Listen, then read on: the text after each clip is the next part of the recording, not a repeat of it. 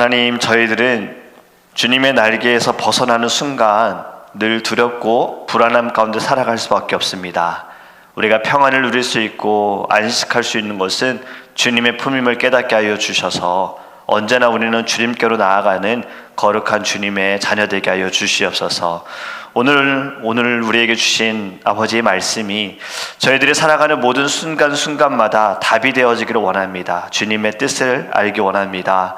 하나님, 저희들 말할 것을 가르쳐 주시고 하나님께서 주시는 지혜로 말미암아 이 세상에서 구별된 삶을 살아갈 수 있는 믿음의 성도들 되게 하여 주시옵소서. 언제나 하나님, 우리의 감정이 우리의 이성이 아니라 내 안에 계신 예수로 말미암아 믿음으로 반응할 수 있는 자가 되게 하시고 예수의 이름으로 나아갈 때 주님의 능력이 나타나는 것을 우리의 삶으로 볼 수 있도록 성령께서 하나하나 역사하시고 붙들어 주시옵소서. 모든 영광 주님께 올려드리며 예수님의 이름으로 기도합니다. 아멘. 오늘 우리에게 하나님의 말씀 함께 보도록 하겠습니다. 다니엘서입니다. 다니엘서 5장 8절에서 12절입니다.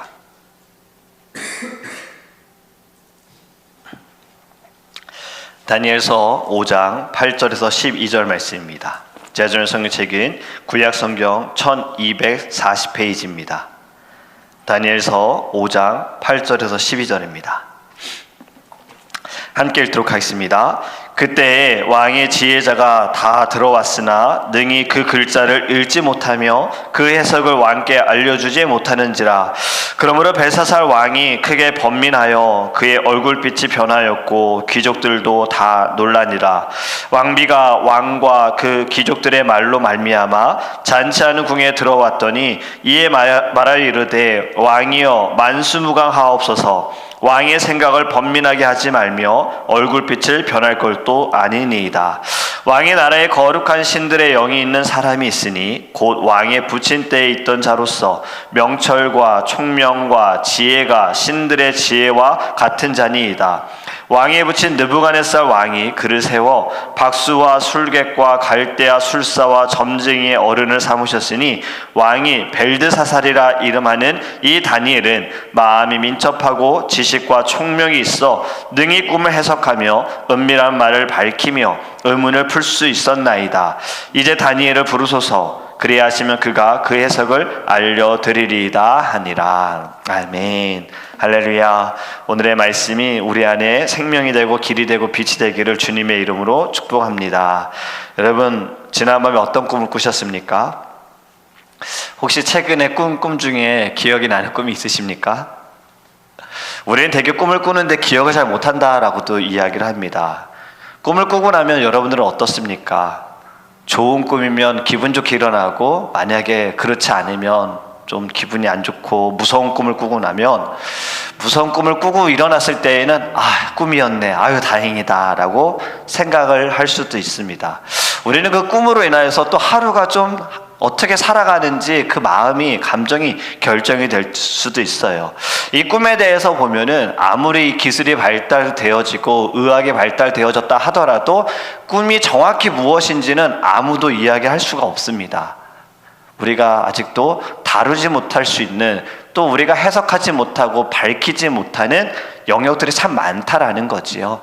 하나님께서만 하실 수 있는 것인데, 여러분, 이 꿈이 구약시대에는 하나님께서는 꿈을 통해서 많이 말씀하셨습니다. 그런데 신약시대로 넘어오면서부터는 꿈으로 이야기를 많이 하지는 않으셨어요. 그 이유가 왜 그런가? 하나님께서는 우리들에게 말씀을 주셨고 이제는 말씀을 통해서 우리가 볼 수 있기 때문입니다. 우리가 꿈을 꿀 때에도 항상 무엇이든 말씀을 통해서 분별할 줄 알아야 할 줄 믿습니다.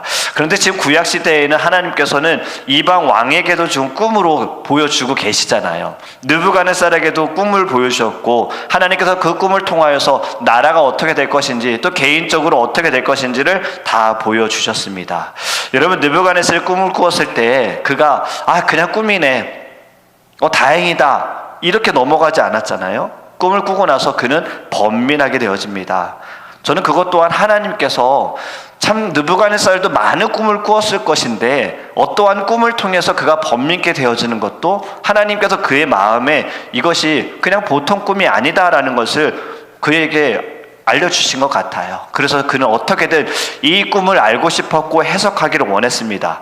그런데 여러분, 벨사살, 오늘 우리가 말씀을 읽어보면 벨사살은요, 꿈으로 하나님께서 그에게 어떠한 사인을 보여주시지 않습니다. 꿈보다 더 강한 것으로 보여주시죠. 눈 떠 있을 때 지금 그가 살아가는 일상적인 삶 가운데 하나님이 나타나시죠.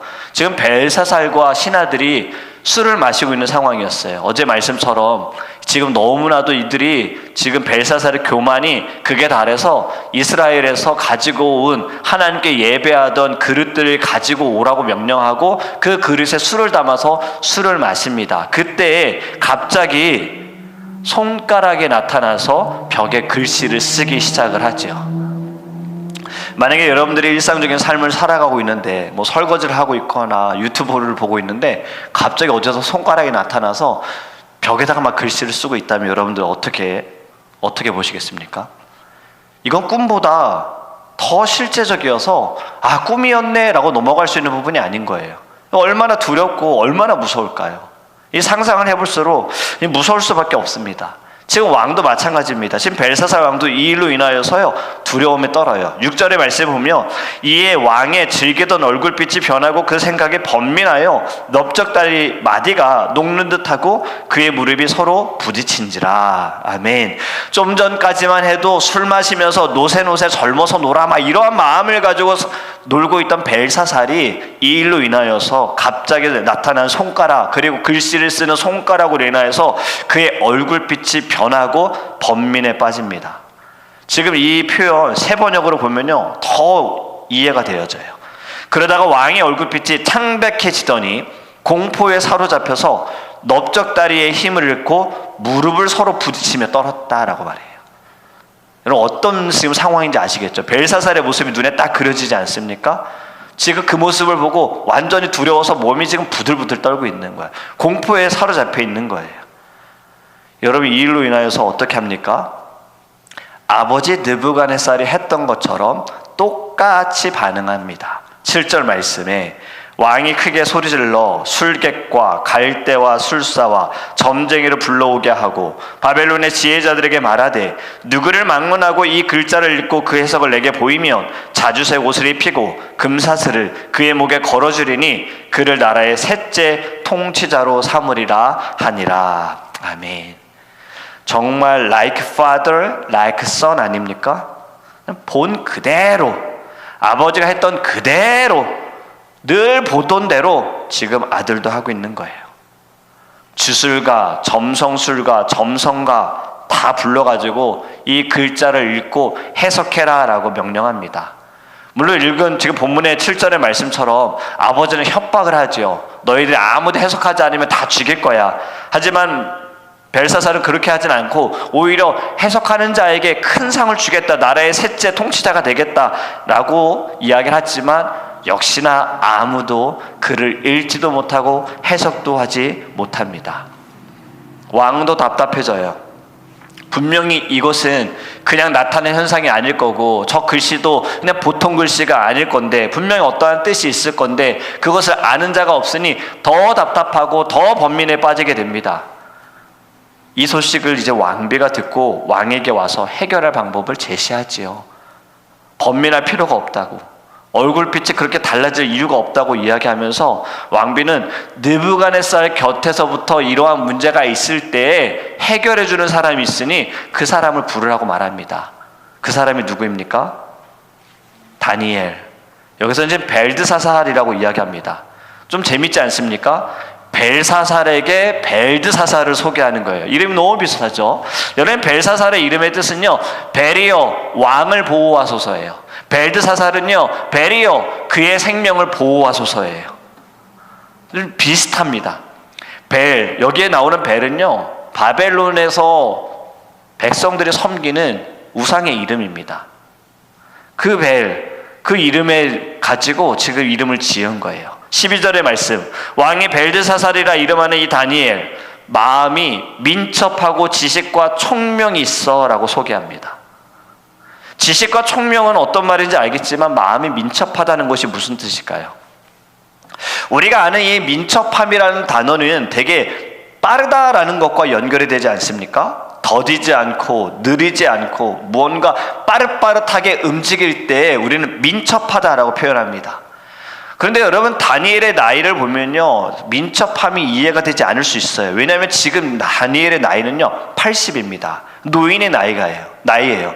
청년이었던 다니엘이 지금 벌써 노인의 나이가 되어졌어요. 여기서 말하는 민첩함은요, 다니엘의 행동을 이야기하는 것이 아닙니다. 민첩하다라는 말의 뜻은요, 정확한 판단력과 과감한 실천력을 가지고 있는, 의미를 가지고 있는 뜻인 거예요. 그러니까 다니엘의 민첩성은요, 그의 지식, 그의 경험, 이것을 이야기하는 것보다도요, 민첩함이다라는 말은요, 그의 영이 맑고 탁월하다라는 것을 말합니다. 이 마음이 민첩하다, 원어적인 의미 결국엔 영이 탁월하다라는 뜻에서 가지고 왔거든요. 여러분, 저와 여러분들도 다니엘처럼 이렇게 소개받기를 원합니다. 여러분, 예배자들은요, 하나님의 자녀들은, 특히 직분자들은요, 마음이 민첩해야 할 줄 믿습니다. 마음이 민첩하다, 어떤 뜻이라고 했습니까? 영혼이 깨끗하고 마음이 청결함으로 늘 하나님만을 의지해야 하는 거예요. 특히 직분자들이 왜 민첩해야 합니까? 마음이 민첩해야 늘 교회를 돌보고 성도들의 마음을, 성도들의 상황과 형편을 늘 볼 수 있기 때문입니다. 그리고 정확하게 판단할 수 있고 믿음을 가지고 실천할 수 있기에, 두려워하지 않고 실천할 수 있기에 하나님의 종들은, 하나님의 일꾼들은요, 더 마음이 민첩해야 할 줄 믿습니다. 여러분, 민첩하다의 반대말은 무엇이겠습니까? 둔하다입니다. 둔하다, 느리다. 성경에서 영적으로 민첩하지 못하고 둔하던 시절이 있었어요.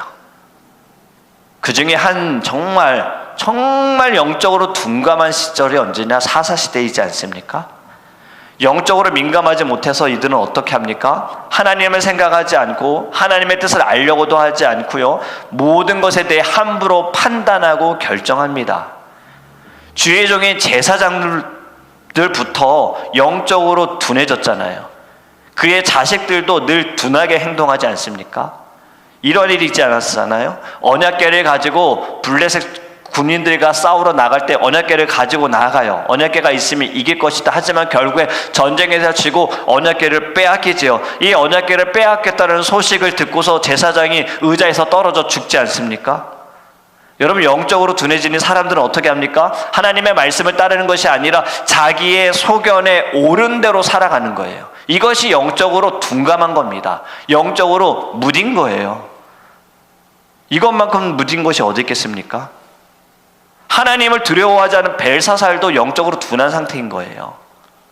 하나님에 대한 마음이 전혀 없는, 하지만 다니엘은 마음이 민첩하다, 영적으로 깨어있고 늘 말씀대로 살아가고 하나님 중심대로 살아간다는 것이 바로 마음이 민첩한 겁니다.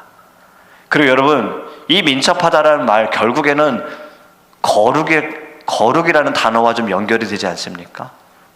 세상의 지혜와 구별된 다니엘, 벨사살 왕과 구별된 다니엘, 그의 거룩함이 믿지 않는 자들과는 완전히 다른 민첩함을 보여주는 거룩함을 보여줍니다. 여러분, 우리도 하나님의 자녀로서 거룩하여지기를 주님으로 축복합니다. 여러분, 이 거룩은요, 구별되어지는 거잖아요. 우리가 구별되어지는 것은 물론 세상과 마땅히 구별되어져야 합니다. 왜냐하면 세상이 원하는 길과 하나님께서 우리에게 가라고 말씀하시는 길은 완전히 다르잖아요. 세상의 뜻과 하나님의 뜻도 다르지요. 그런데 한 가지 더 구별을 우리가 이해할 것은요, 우리의 과거와도 구별이 되어져야 하는 거예요. 성경은 분명히 옛사람을 벗어버리고 새 사람을 입으라라고 말씀하고 있습니다. 우리는 예수 그리스도로 말미암아 십자가의 보혈로 우리는 새 사람이 되었습니다. 그런데 아직도 우리가 옛것에 끌려다니고 옛것대로 행하고 옛 생각대로 살아가고 있다면 우리는 아직도 구별되지 못한 거예요. 아직도 우리는 과거에 매여 있는 겁니다. 아직도 옛사람의 모습이 나타나고 있는 거예요. 우리는 거룩함이 내 자신, 내 기준으로 보여질 때 내가 거룩하여지는 것은 내 모든 예전에 죄에 끌려다니고 내 욕심대로 살아가고 내 보기 좋은 대로 내 속에는 옳은 대로 살아갔다라면 이제는 여기에서 구별되어져야 하는 겁니다. 하나님의 말씀대로, 하나님 중심대로, 하나님의 뜻대로 살아가는 것이 마음이 민첩한 주님의 자녀인 줄 믿습니다. 그리고 여러분, 이 민첩함은요 또 무엇입니까? 깨어있음이에요. 늘 깨어있는 거예요. 여러분, 다윗의 민첩함은 어디에서 나왔을까요? 하나님을 향한 마음에서 나온 겁니다. 다니엘, 우리의 지혜롭다, 그는 지혜의 사람이다 라고 말할 수 있는 건 여러분, 늘 그는 하나님만을 붙들었기 때문입니다. 저는 개인적으로 다니엘을 굉장히 참 너무나도 존경해요. 그래서 저도 사실 예전에 영어 이름을 다니엘이라고 불러달라고 했어요. 핸드폰 가게에서 일할 때 봉성이라는 말이 외국 사람들에게는 굉장히 어렵더라고요. 그래서 다니엘이라고 불러달라고 했는데 제가 또 이 이름을 쓰지 않는 이유 한번 말씀드렸죠. 전에 섬기던 교회 목사님들 영어 이름이 다 다니엘이어가지고 다니엘이라고 하지 말고 그래, 나는 한국 사람으로서 봉성이라고 하자, 이렇게 했는데 저는 굉장히 다니엘을 말씀을 읽을 때마다 참 믿음의 사람이다, 지혜롭다라고 봅니다. 왜냐하면 저희와 같이 물론 포로로 잡혀왔지만 어찌됐든 고향 땅에서 떠나온 이민자의 삶을 살고 있지요. 물론 우리와는 다릅니다. 포로와 이민자는 완전히 다르지요. 이민자는 자기의 열심과 노력대로 어떻게든 무엇이 주어지지만 사실 포로된 자들은요, 아무리 무언가를 잘해도 포로일 수밖에 없어요.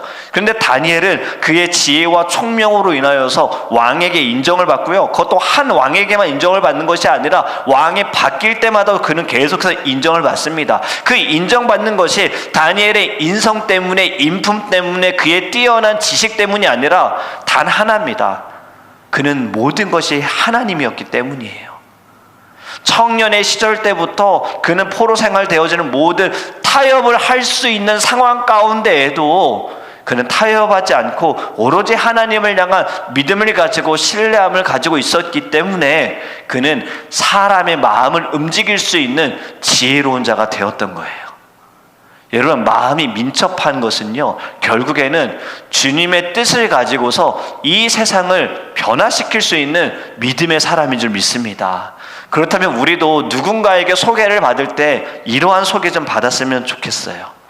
마음이 민첩한 자, 마음이 민첩한 자, 하나님을 너무나도 사랑하고 그의 영혼이 탁월하고 그의 영혼이 깨끗하여서 늘 하나님의 그 마음, 말씀을 잘 받아들이고 말씀을 듣는 것에 끝나는 자가 아니라 말씀을 실천하는 자.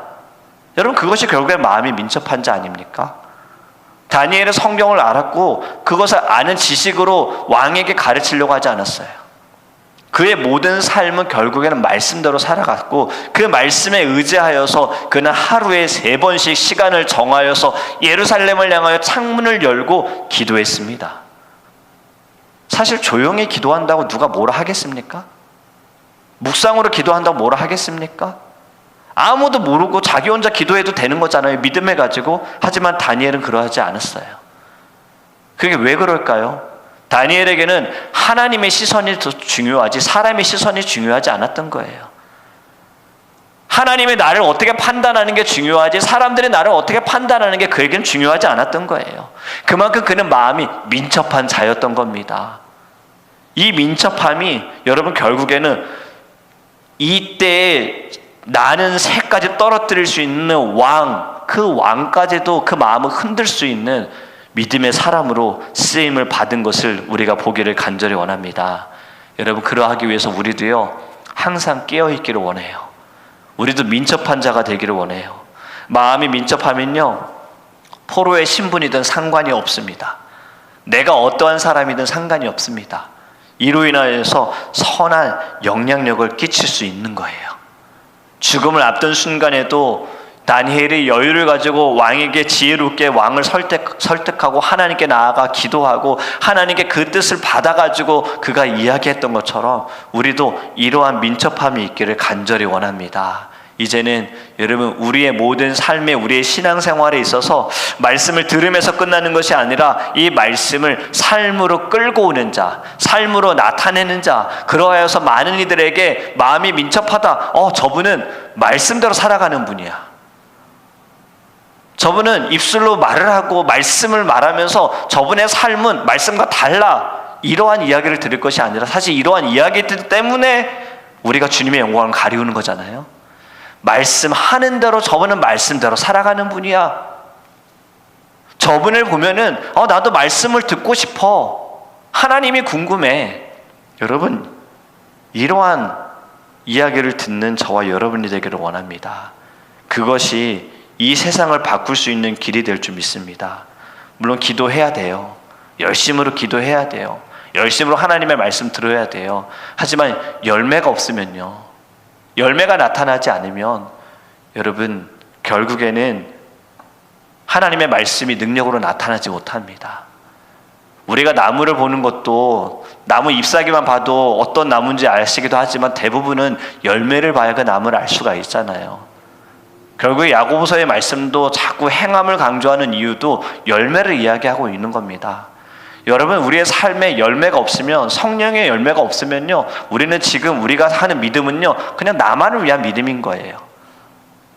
하나님을 위한, 하나님의 사명을 위한 우리가 신앙생활을 하고 있는 건 아니에요. 그냥 나만 열심히 믿음 가지고 이 믿음 지켜가지고 천국에 가야지. 다른 사람 신앙 어떠하든 다른 사람 믿음 어떠하든 그거 뭐 나하고 상관이 없어. 나만 열심히, 그건 열매 없는 믿음을 가지고 있는 거예요. 결국엔 그것은 무엇이라고 합니까? 죽은 믿음이라 하잖아요. 여러분, 우리는 늘 열매가 있는 믿음, 성령의 열매, 사랑과 희락과 화평과 오래 참음과 자비와 절제와 양선이 나타나는, 그것이 많은 이들에게 저분에게는 성령의 열매가 보여 라는 그러한 마음이 민첩한 저와 여러분이 되기를 주님의 이름을 축복합니다. 오늘도 살아가는 모든 자리에서 여러분들이 서 있는 자리마다요 예수의 흔적이 남았으면 좋겠어요. 예수의 사랑과 예수의 모습이 나타났으면 좋겠어요. 지금 다니엘이 자기가 찾아가가지고 내가 그거 해석해 줄게 하지 않았습니다. 왕비가 이야기했어요. 당신이 왜 그렇게 마음에 근심을 가지고 있습니까? 왜 어두워합니까? 뭐하러 지금 그거 가지고 힘들어합니까? 찾아가세요. 그 사람은 해석해 줄 겁니다. 다니엘을 찾으라고 이야기한 것처럼요, 여러분, 우리도 이러한 이야기 좀 들어봐야 하지 않겠습니까? 신앙생활 한다면, 하나님의 자녀라면, 하나님의 종이라면 왜 그렇게 힘들어하세요? 저기 목사님 만나보세요. 저기 장로님, 권사님 만나보세요. 만나서 이야기 나눠보세요. 기도 제목 나누세요. 기도해 주실 겁니다. 여러분, 이것이 정말 마음이 민첩한 사람으로 열매가 되어지는 것임을 믿습니다. 우리가 오늘 살아가는 자리에서도요, 여러분, 누군가에게 우리 이렇게 한번 떠올랐으면 좋겠어요. 지금 내가 너무 힘든데, 기도하기조차 너무 어렵고 너무 힘든데, 이분이라면 정말 나를 위해 기도해 주실 거야. 이분이라면 정말 나와 함께 기도해 주실 거야. 이러한 영향력을 끼칠 수 있도록 하나님께서 오늘의 모든 삶의 자리에 주님, 저희들에게 성령을 부어주시고 성령으로 충만케 하여 주셔서 성령의 열매가 나타나게 하소서. 더 이상 죄의 열매가 나타나지 않게 합니다. 미움과 시기와 질투와 다툼, 아버지, 이러한 열매가 아니라 아버지, 우리에게 말씀하신 성령의 열매가 나타나서 성령의 능력이 나타나는 거룩한 삶을 살게 하소서. 마음이 민첩한 자가 되게 하소서. 다 함께 주여 부르시고